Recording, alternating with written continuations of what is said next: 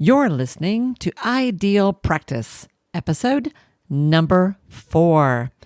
And today, guys, I'm going to tell you about 5 concrete steps I took to get my practice off the ground and up and running.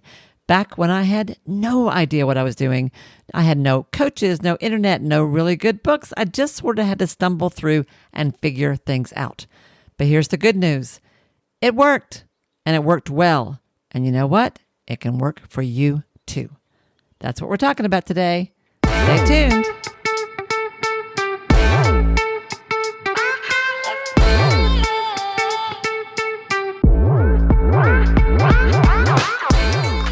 Hi, I'm Wendy Pitts-Reeves, and with over 2 decades of experience in the private practice world, I've built my 6-figure business while learning a lot of lessons the hard way. This is the first podcast that shows you how to apply the principles of energy, alignment, and strategy to build a practice that is profit-centered, but people-forward. This is the Ideal Practice Podcast. Hey guys, and welcome back. This is Wendy, and I am so glad you're here. We are talking about how to get your practice off the ground. How do you even start this thing when you kind of got an idea and you're kind of ready to take the leap? But oh my Lord, where do you even begin? Well, there are a lot of people out there that will have lots of ideas about how to do that. I thought I would share with you how I did it. Because I did it, y'all, without half the tools and resources that you have today. And I think there's a value to this, and that is that the basic steps that I took in the beginning actually will work for anyone in any situation, including you. So I wanted to share with you, I was thinking about this. I was thinking about back when I made the decision to start a practice. For those of you who don't know me, I have been in the mental health world for decades, and I've been running a private practice since the early 90s. Yeah, you do the math. I'm not going to. But I never in my wildest dreams imagined that I would someday own a business. That was not in my DNA. I did not take business classes in school. The whole concept of running a business just bored me to death. I could care less about that. All I cared about was helping people and making the world a better place. Can you relate? Well, the day came when I was running the family therapy department of a residential treatment center for dual diagnosis adolescents. And a lot of you will know what I mean by that. And I needed to work less. We were about to adopt and bring home our firstborn, and I really wanted to be home a little bit. I didn't want to work 5 days a week. I had waited a long time for this little guy to come into our lives, and I really wanted to be there with him, at least part-time. But I waffled a bit. Let's just say that. Sometimes it takes me a while to make a decision, especially a big one like this. And there were a lot of things that went into it, and perhaps I'll share that over time.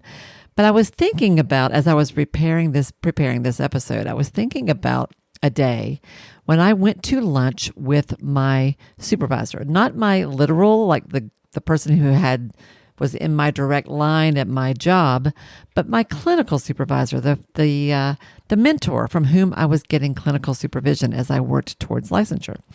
He was awesome, he was wise, and he was a straight shooter, for which I will always be grateful. His first name was Larry.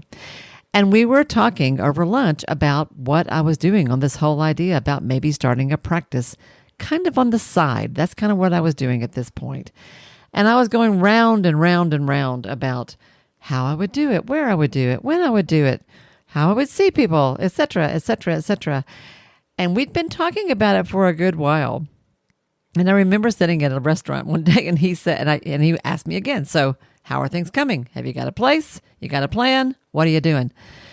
And I, as I always tended to do, would go like, I don't know. I was going to make some phone calls, but I was kind of nervous about it, and I couldn't really decide, like, what did I even say, and what do I ask, and who do I call? And he said, Wendy, honey, either do something, take some action, or let's quit talking about it. Let me tell you, I took some action. That very day, I went back to my office. And back then, y'all, this is how we did things. I pulled out something some of you may have heard of called a phone book. And I flipped over to something that today we would call Google, but back then, or Yelp. Back then it was called the Yellow Pages. And I opened it up to counselors. And I literally started calling every name on the list. I started at the top of the list and worked my way down. And that was the first step. That's what I needed. I needed a challenge. This first step I took was just setting a clear intention and making a decision. All right? I had to make a decision. And there were a couple of ways I did that. And the first one was by talking to Larry, by talking to my clinical supervisor, by getting his input on it because he had been in private practice for a long time and it helped to talk to him. But it was also when I reached a point internally where I kind of let go of something I had been aiming for. When we decided to adopt, I began looking for a part-time clinical job, and I just couldn't find one. They weren't out there. There was nothing to be found anywhere. And I had applied and called and had been looking for months for a part-time job, and it just wasn't happening. So I did reach a moment a little bit before this conversation with Larry where I said, you know what, screw it. It's just not meant to be. I'm going to start a daggone practice. I don't know how, but I'm going to do it. My first step was making that decision and telling my mentor about it. Okay, that was the first step, setting the intention without worrying about the how.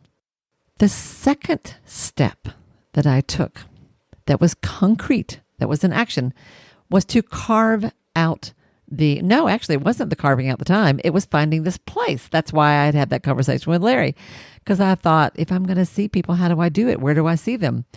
We didn't do it over Zoom back then. That didn't exist. I needed a place. I couldn't see them in my home. I couldn't see them at my hospital office. That's why that conversation happened with Larry, because I was like, how can I even start telling people if I don't have anywhere to see anybody?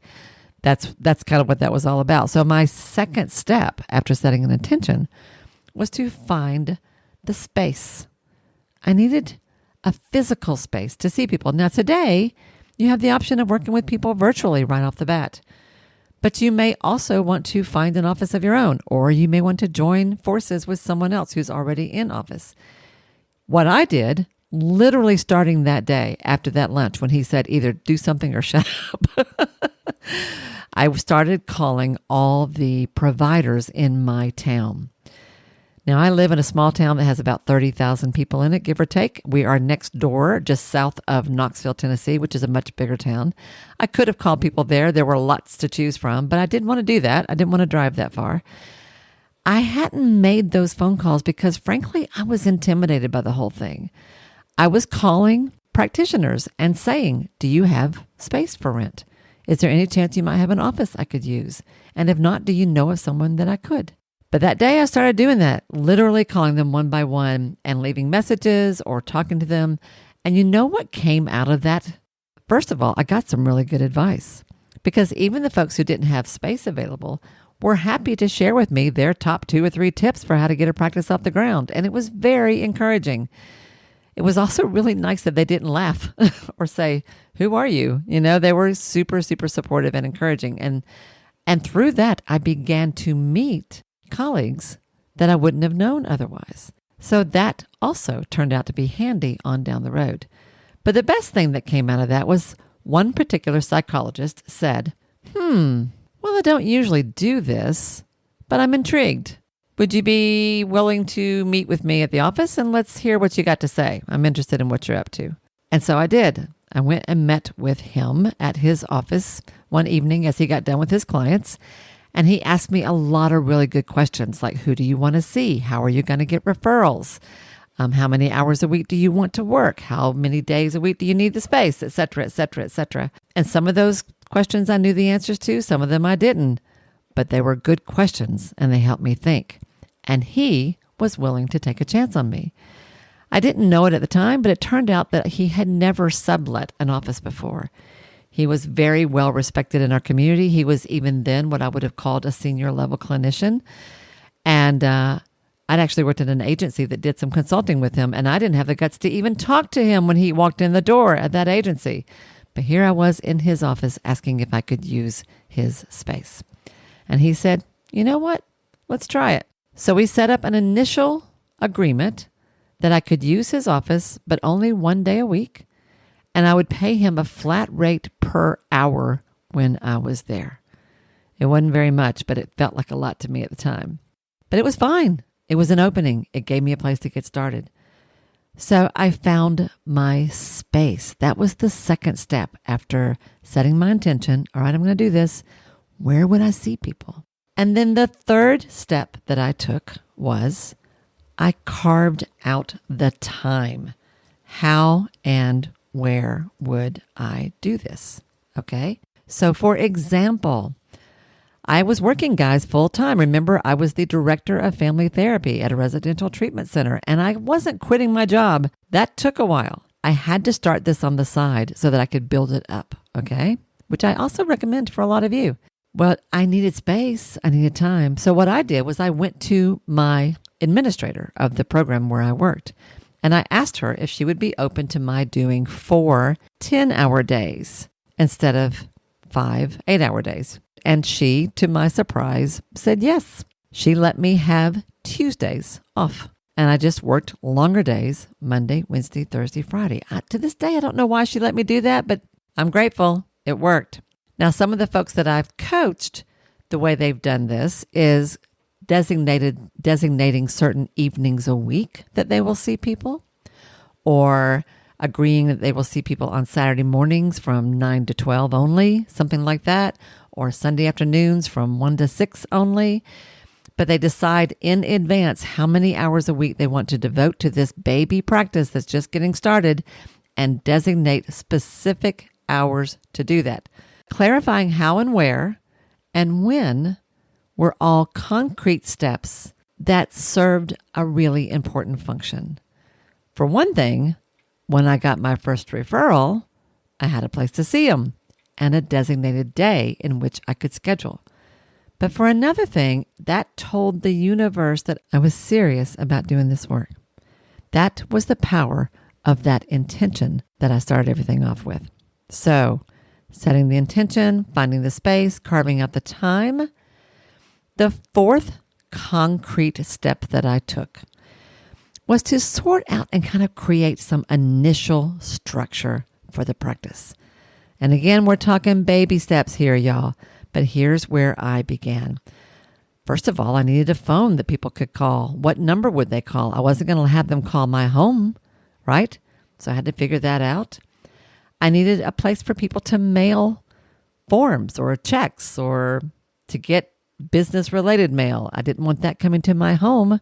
I couldn't use the office I was borrowing or renting by the hour, so I went out and got a P.O. box.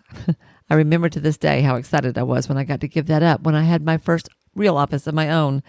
But that's where I started. I had a phone, a practice phone. I had a P.O. box.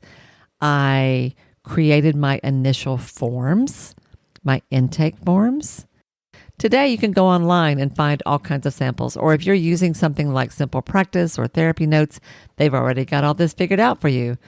But I created mine from scratch, kind of mixing and mingling what I liked best from other examples. I made sure my malpractice insurance was in good shape and would cover me separate from the hospital where I worked. And in the beginning, I wasn't on insurance panels. That took a little while longer. So in the beginning, I was self-pay only. So that didn't really matter. But I did have to sort out my pricing. What was I going to charge? Right? And I went up and set up a business checking account. And today, in another episode, I'll talk with you about a handful of accounts that I think you really need to have on board. But in the very beginning, just one designated place, savings and or checking, or really ideally both, that anything business related went into and came out of. I did somehow or another know not to mix business and personal money from the beginning. I'm not sure how I knew that. So getting those kind of basic structures in place, what am I going to charge? Where do I deposit the money when it comes in? What kind of paperwork do I want to have in place? How do people call me? How do people send something to me in the mail? Is my insurance coverage good? Getting all that kind of stuff lined up meant that when I got my first referral, I was ready to go. So think about this. This was kind of like I was putting the skeleton in place, right? Putting the bones in place for what a practice would look like. This is all very preliminary. There's a whole lot more that came after this, but you got to start somewhere, y'all. I'll say, as my coach once said, you got to learn to love the tweak. Start somewhere, improve it later. So that's what I did. All of that took me, I want to say maybe somewhere between 3 to 6 months. Keep in mind, I wasn't anywhere near as confident then as I am now. I do a lot of things scared, y'all. There was a lot happening in my life right then, but a lot of it was just overcoming fear and making myself step through each new doorway that I needed to step through along the way. So it took me a little while. I want to say it was like 3 to 6 months. But here's the cool thing, and this leads to step 5. As I was going through this process, of course, I talked about it. I told my colleagues at work, hey, I think I found a place. As it was happening, I was excited. Step 5 is you got to spread the word. And I remember even back then, somebody told me, you got to ask for the business. So talking about what I was doing laid the groundwork because it shared the enthusiasm and it let people know what I was up to. But I also had to say, if you need someone, if you're looking for a therapist, for someone that you know and you can't help them for whatever reason, or you're not sure where to turn, give me a call. Keep me in mind. I began going to networking opportunities, small group events, conferences, professional meetings, anything I could that got me out into the community where I had a chance to meet people. I did that in my own town and I did it in the larger towns around me. And guys, I'm an introvert like out the wazoo, so that was not an easy thing to do. But I was serious about getting this business off the ground and I had to get out and meet people. You know what I would do? You know what my biggest marketing ploy was in the beginning? I was in a small town on one side of the river and I went to the bigger town on the other side of the river. I lived in, and still do, in Maryville, Tennessee, which is pronounced Maryville by the locals.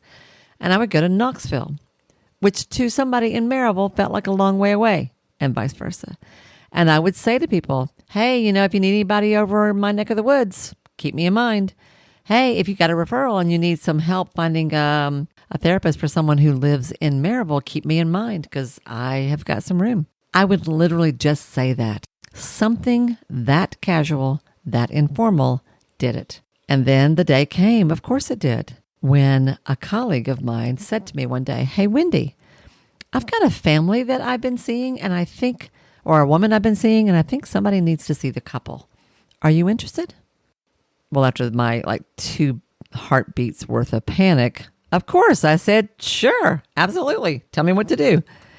And my practice was born. Okay. That was actually another psychologist that I actually worked with at the hospital. I still remember that's who I got my first referral from. And I don't know if she really wanted me to see them or she was just trying to be nice and give me a leg up. They did actually need help. But I appreciated it, whatever it was. And once you get the first one, the second one isn't far behind, and the third after that. And then you are off and running. So this is all you've got to do. Just, number 1, get really clear about your intention. Make a decision. Are you going to do this or not? You just going to talk about it? Or are you going to actually do it? As my mentor said to me. Number 2, if you see clients, how and where are you going to do it? Are you going to work with them virtually? If so, do you have that set up? If not, are you going to work with them in person? How and where? Figure that out. Number 3, when are you going to see them? Now, if you have the wherewithal or the means or the space in your life and you can right off the bat just start seeing people anytime, that's fine too. Although I do encourage you to set some boundaries around it and don't be available to anyone anytime, any day. But if you're working full-time somewhere and you're starting a practice on the side, Designate specific clinical hours. And be careful, y'all. Give yourself downtime. Give yourself break time. Give yourself family time. Be careful about this because it can consume you pretty quickly. I recommend starting off with maybe 5 hours a week, maybe building up to maybe 10, maybe 12. I wouldn't do much more than that. Step 4, get your initial structure set up. If you use a tool like Simple Practice or Therapy Notes, all of those kinds of things are built in. I definitely recommend those. I don't use those myself because by the time they came along, I already had my own way of doing things. But they're out there and they make starting a practice really easy. So I definitely encourage you to do that. And then step 5, spread the word. Get out there and tell people what you're doing. No one's going to come to you if they don't know that you're open. All right? So don't be shy. This is not the time to be shy. Be excited, y'all. Be proud. You now are set and ready to serve people in a whole new way. Your way. This is the beginning of your ideal practice. And I don't know about you, but I think that's kind of cool. So do these 5 things and you will be up and running before you know it. Love it. Can't wait to hear what you do with it. And by all means, shoot me an email and tell me where you go with this. Let me know. Declare to me what's happening in your practice. I might want to send you some referrals myself. You never know. Take good care, everybody, and I'll see you next time. Bye now. And that, my friends, is a wrap. I'm so glad you guys are here. Thank you so much for listening. You guys are the absolute best. If you've enjoyed this episode, tell a friend about it. Share it with a colleague. And don't forget to click subscribe because I don't want you to miss a single thing coming up. I got lots of good stuff in store for you. I hope you have an awesome week, and I will see you next time. Bye now.